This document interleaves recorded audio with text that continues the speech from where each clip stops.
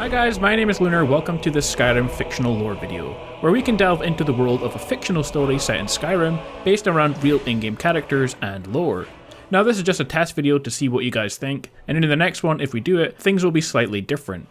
Let me know what you think anyway, and also suggest some topics for upcoming non-fictional lore, where we are going to go over some interesting stuff and history about Elder Scrolls. Everything's for sale, my friend, everything. If you want my sister, I'd sell her in a second, joked Belethor, the Breton merchant newly arrived in Skyrim. Only he did have a sister, and that's exactly what he did. The journey to Whiterun had been treacherous. The harshness of the northern winter, a shock to any but these insufferable Nords. The gold that had been raised for travel had been spent on a wagon to move their wares, which in turn had been plundered and destroyed by bandits. His wife had been carried off by marauders, never to be seen again. Not that he'd put much effort into finding her. All that remained was a small chest full of trinkets, his charm, and the hooded gentleman standing across from him. He was an Imperial or a Nord, they both looked the same to him. Equally uncouth compared to the civility of his own people, they'd met a few times now, and each time Belethor had cut him a deal. Each coin lost in investment in becoming allies. The man hid it well, his clothes were poorly made and his jewels cheap, but Belethor prided himself on his ability to tell junk from treasure, his sword an intricately forged ebony masterpiece that sat easily at his hip. He spoke little and only of business as he had upon their first encounter.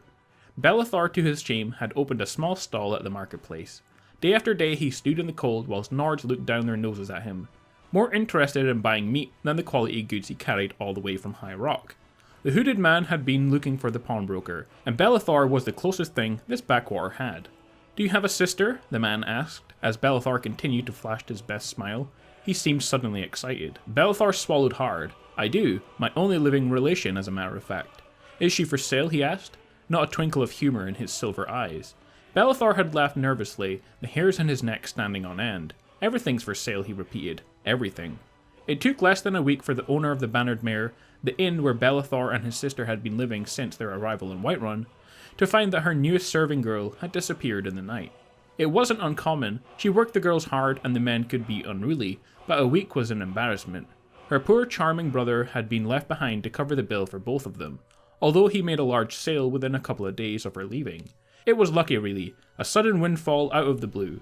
If only his sister had endured a little longer. Belethor used the money he'd earned to buy the shop of his dreams, just opposite the Loathe Market stall as a reminder of what he had sacrificed to get here.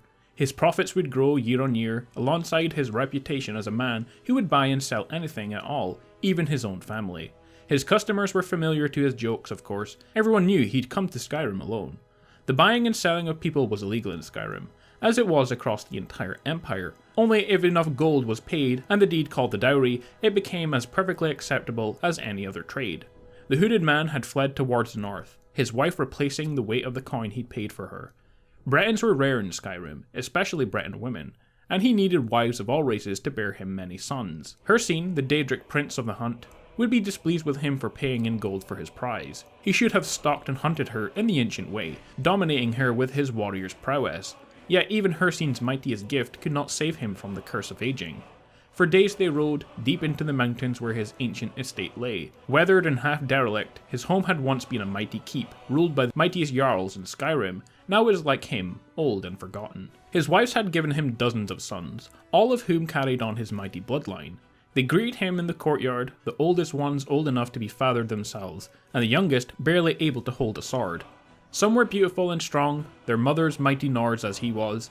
Others were clever and quick of word, as Imperials often proved to be. Some were adept at magic, as mighty with their spells as others were with steel weapons. Some were useless abominations to be offered as sacrifice to Hircine as soon as they had been pulled from their mother.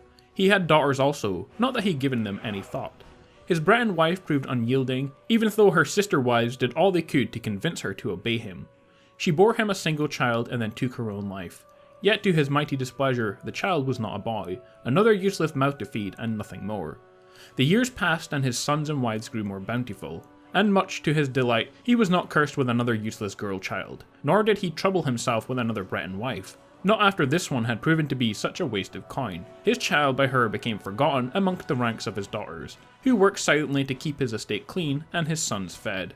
The daughter grew up loathing her father, the man who had brought her into the world to be a servant and nothing more. If what he had said was true, then she too shared the bloodline of the ancient Jarl, yet she would not be permitted to step foot in the training yard. She loathed and loved her brothers, who did not see her as kin. She loathed and loved her sisters, who acted as her taskmasters from the day she was old enough to hold the scrubbing brush. Her days were cold and lonely, and each night passed in a haze of nightmares as she slept beneath the stone sink in the cavernous kitchen. To this, there was one exception. Each full moon her father would go hunting in the forest. He would leave at dusk and return at dawn, his clothes bloody and torn from the hunt. There were no windows in the kitchen, yet the daughter could feel it was inside her, as if something in her blood knew the pull of the moon. Upon those nights when the loathed man would disappear, she would sneak outside into the courtyard and feel the power of the moon wash through her. Magic would quiver to life inside her, and candlelight would spring from nowhere to light up the dark. Each full moon she would practice until the magic had all run out. As the daughter became a young woman, the magic within her grew. No longer was she considered to be the mood of the moon. She could summon her light whenever she wanted. She could turn her flesh to stone whenever her sister beat her, so that she felt no pain at all. Eventually, she learned to see when they were coming, to see through walls so that she might avoid a beating altogether. She no longer needed the training yard. Her beauty grew along with her power, and her sisters grew more and more hateful of her every day. Some were old enough to be her mother, yet it was they who gave her the worst jobs. Skeevers gnawed at her as she was forced to traverse the cistern, each jab of their sharp teeth a very real risk of disease. She asked Hircine to protect her, and not a single illness befell her in the fetid darkness of the sewer. She decided to repay him in the way her father would, by hunting and killing them as tribute. The corpses of the Skeevers filled the sewers, ripe with disease that could not touch her. The daughter stared at her work, inspired. In the darkness she carried the bloated corpses up to the kitchen, skinning and boning them as she had the game her brother so often hunted. Pound upon pound of stinking rat flesh she threw into a pot, disgusting the rotting flavour with garlic and spices so powerful not even a wolf could smell anything off. Hungry, greedy, her brothers ate the stew, her sisters to follow, until only the scrapes and dregs were left for her. With nothing to fear, she ate her share, grateful for the meat when normally there was none. That night she felt powerful, and knew that Hircine required one last trophy for her before the sun rose. Following her light to the yard, as she had as a child, the daughter turned her gaze to the moon and let its power guide her. She had never left the keep before, but like a beast stalking its prey, she followed her senses through the trees to where her quarry waited. The night was colder than usual, and her bare feet were numb as they treaded the forest floor. Wolves howled in the distance, ice wraith glided silently through the sky. She could hear bears growling, and something much larger stalking across the leaves. All gave her a wide berth tonight. They knew she was a deadlier predator than they. The daughter heard the devastation before she saw it.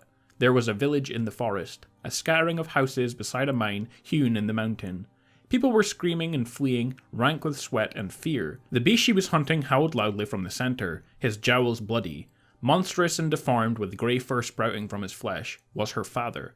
Those silver eyes regarded her with familiarity, although no emotion could she discern from them. With an almighty howl, it charged towards her, and she turned her flesh to ebony as it tried to sink her teeth into her throat.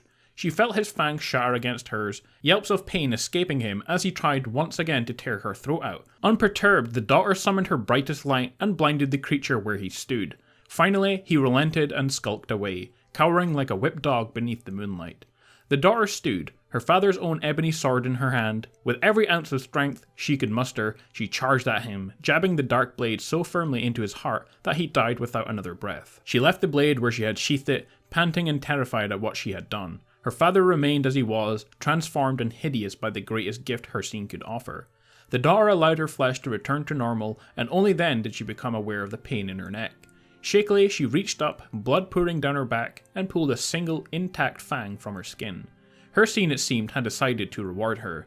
When the moon turned full again, when she felt her power growing, she turned her flesh to stone and let the parting gift from her father overwhelm her. Her brothers and sisters, those still alive anyway, were gravely ill and dying, a dozen filthy diseases ravaging them slowly from within. The daughter did not flee to the forest to feed, not when there were so many tasty morsels for her to sacrifice within her own house. When dawn came, she was all that remained of her father. She burned the keep and its memories as she left, desperate to start a new life away from her unhappy childhood. Penniless and naive, she travelled to the only village she knew.